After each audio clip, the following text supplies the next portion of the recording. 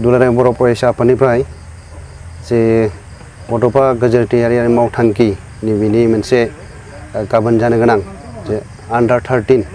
जोलुर बादायलायनायनि जि हाबाफारि गाबोन जे 9 नभेम्बर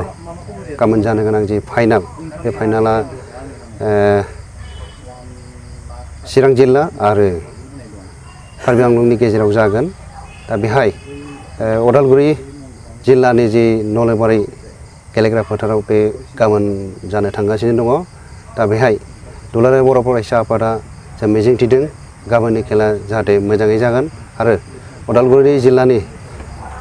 जे मेलेमजिबि आरो सानसुमैफोर आरो गासिबो रायजो राजाफोरा गाबोन जे लैहोर लैहोर फैनानै बे अंडर 13 जे फुटबल बादायलायनायखौ जाहाथे मोजाङै नायनानै जे गेलेगिरि बिथांमोनखौ जाहाथे मोजाङै जे गेलेहोनो हायो आरो बिथांमोनखौ जे मोनसे जे गेलेनायनि जे नोजोरजों जे बिथांमोनखौ उत्साह खालामनो हायो बा बिथांमोनखौ जाहाथे मोजाङै गेलेनायाव मदद होयो आं बेखौनो खावलायबाय। आरो लोगोसे गाबोननि जि फाइनाल जे बे फाइनाल खेलायाव जोङो गाहाय आलासि महरै लेंनानै लाबोदों जोङो आसामनि बा नर्थ इस्ट रिजननि जे साइनि डाइरेक्टर फर्मार डाइरेक्टर जे सुभाष बसुमतारी बिथाङा गाबोन फाइनाल खेलायाव बियो गाहाय आलासि महरै बाहागो लागोन आरो बेहाय दुलाराय बर' फरायसा आफादनि मानगोनां आफादगिरिया बिथाङाबो थागोन आरो लोगोसे बड'फानि जे मुसुखायाव मान बावनाय बे हाबाफारियाव जे आगुनि बारग' जे दुलाराय बर' फरायसा आफादनि बारग' आफादगिरि प्रदीप कुमार दैमारि बिथाङाबो बाहागो लागोन आरो जोंनि गासैबो बेहाय गाबोन जि नायनो होननानै जे रायजो राजाफोरा फैगोन जाहाथे गासैबो मोजाङै नायनो हायो आङो बेखौ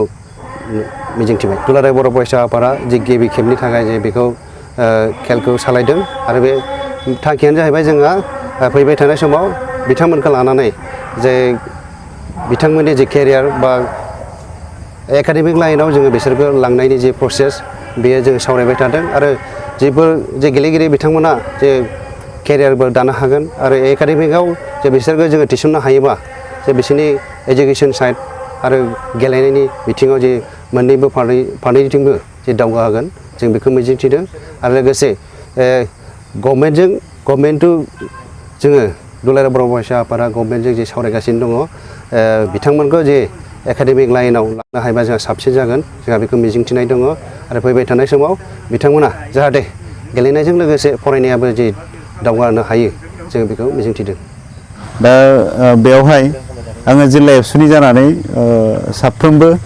रायजो राजा आरो सानसुमै मेलेमजिबि आरो गुबुन गुबुन दल संगठननि मानगोनां बिबानगिरि बिथांमोनखौ आं खावलायहरदों जे गाबोननि जि जानो गोनां फाइनाल फुटबल बादायलायनाय बेवहाय लैहोर लैहोर बयबो फैनानै फुटबल गेलेनायखौ नायफैयो आरो जोंनि इयुन जोलै